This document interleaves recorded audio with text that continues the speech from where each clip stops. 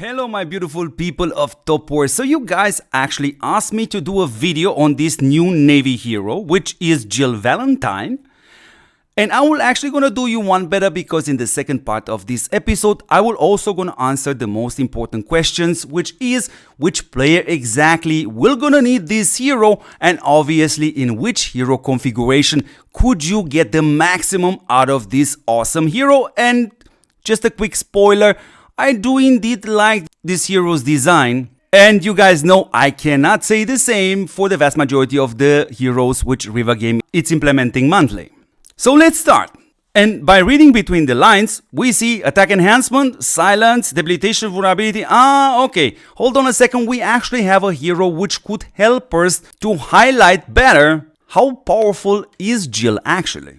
And you guys guessed it, that's Jester. Now, for those of you which are actually thinking about Stromway, Jester is noticeable better than Stromway, and obviously watching the video till the end of the differences between these two heroes even though they look the same.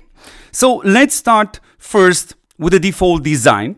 And one important thing which has to be mentioned is that Jill gets extra buff by your hero war stats. So every 100 points of war is going to increase her attack buff by 0.05%, while on the other side, Jester is actually benefiting only from the hero DEF. Both heroes are exclusively only for the Navy, and while Jester gives you a 80% attack enhancement for all 9 slots, on top of this, you're gonna get an extra 40% just for the 2 rows. On the other side, we see that Jill gives you 110% attack enhancement for all 9 slots.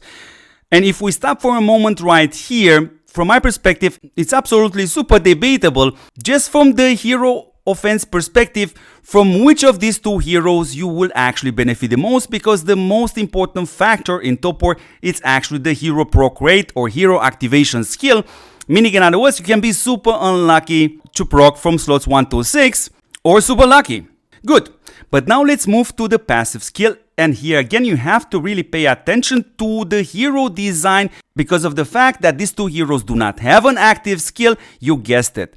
A couple of these super awesome runes, you won't be able to use a couple of these super awesome runes to further customize the hero. That's why the default design is super important. So let's take the passive skill step by step. So first of all, let's talk about the silence. So on Jester, you're gonna get a silence on 2 random slots, while Jill gives you, without the exclusive skill, silence on 3 slots. This is already a big difference. So yes, indeed, if we have a look at Jester's level 5 exclusive skill, yes, you're gonna get 1 more random silence, but it's still a noticeable difference.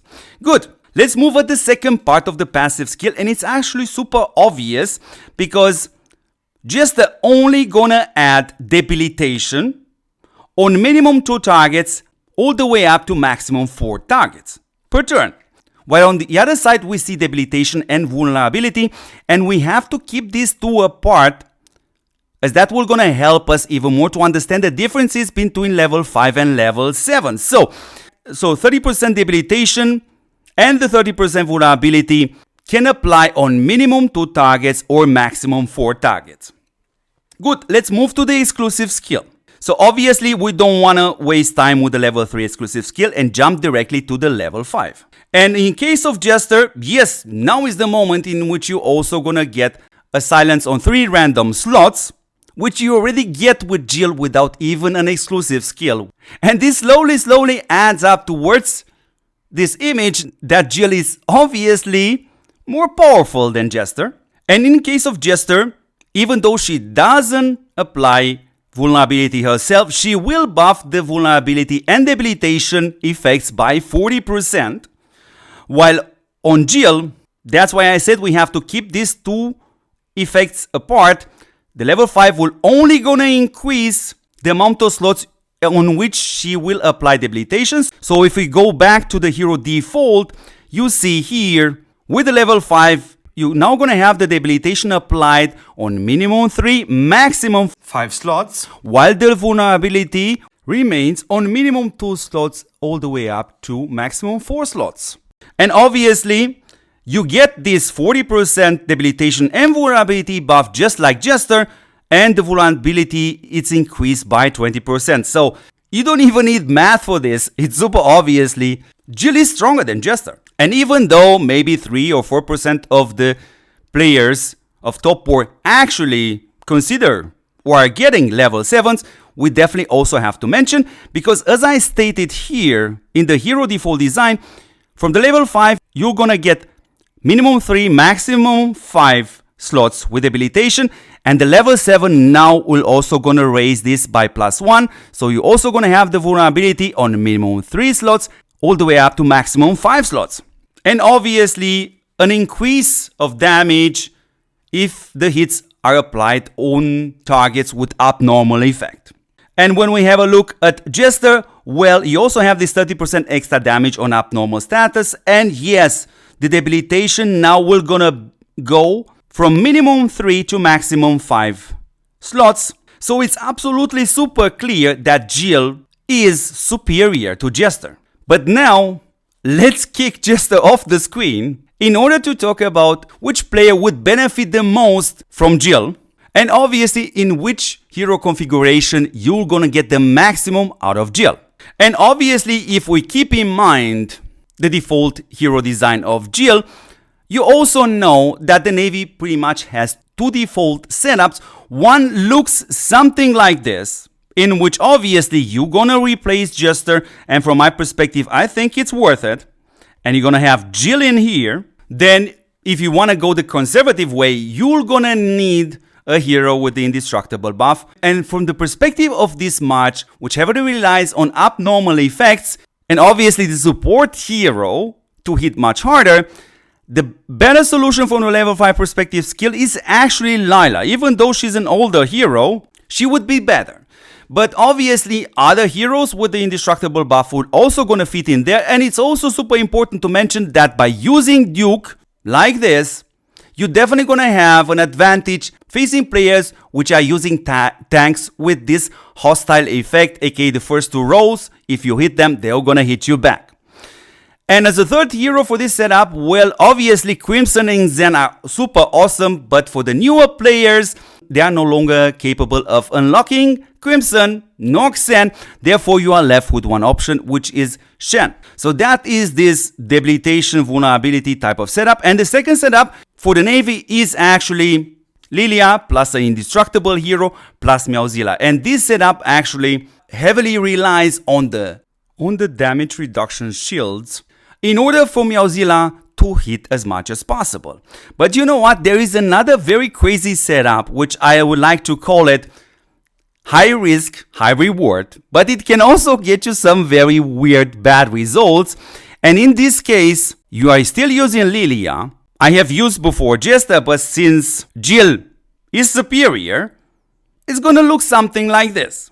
So now let's answer the most important question: which player actually need Jill? And obviously these are the newer players, and obviously not just only players like me could indeed benefit by replacing Jester with Jill, but also the younger players which are now starting to build a Navy setup. For those which already started, well, you really have to pay extremely attention to the support hero, because that is actually defining in which direction are you going. So if you have a hero like Meowzilla or if you have a hero like Shen, well, you definitely have to go this road. But if you start right now to build the Navy March, pay attention to the following. Because if you would start with Jill and bring her to 5-star and slowly working to the level 5 exclusive skill, you would think you are actually going on this debilitation and vulnerability road. Well, you still have 2 options on the table. And that is when you're deciding which will be the second hero which you want to build. And in this case is, the indestructible hero. Or you could take a hero like Lilia. And then you're going to go towards this crazy setup. Lilia with Jill and Meowzilla. Or you can 5-star the indestructible hero. Go conservative with Lila or Ada. I forgot to mention Ada actually, guys. Sorry for that. Or Duke. But then you're definitely going towards this vulnerability plus debilitation setup. And by the time you have built your second hero, we most likely gonna have another alternative in Top War when it comes down to heroes similar to Crimson, Zen or Shen. So beautiful people, if this video helped you whatsoever, let me know in the comments. Of course, obvious as always, share your thoughts with us.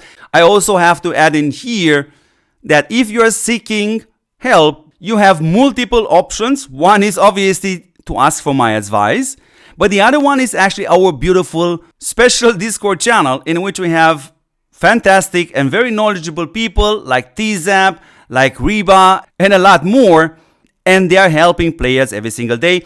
As always, beautiful people, if you like to support my work and efforts, well, the best way to do is doesn't require you to spend anything, as you should subscribe to this channel. Obviously, watch my videos till the end. Share this channel with your friends. Thank you very much for watching, and I will gonna catch you in the next awesome episode. Ciao, ciao, ciao.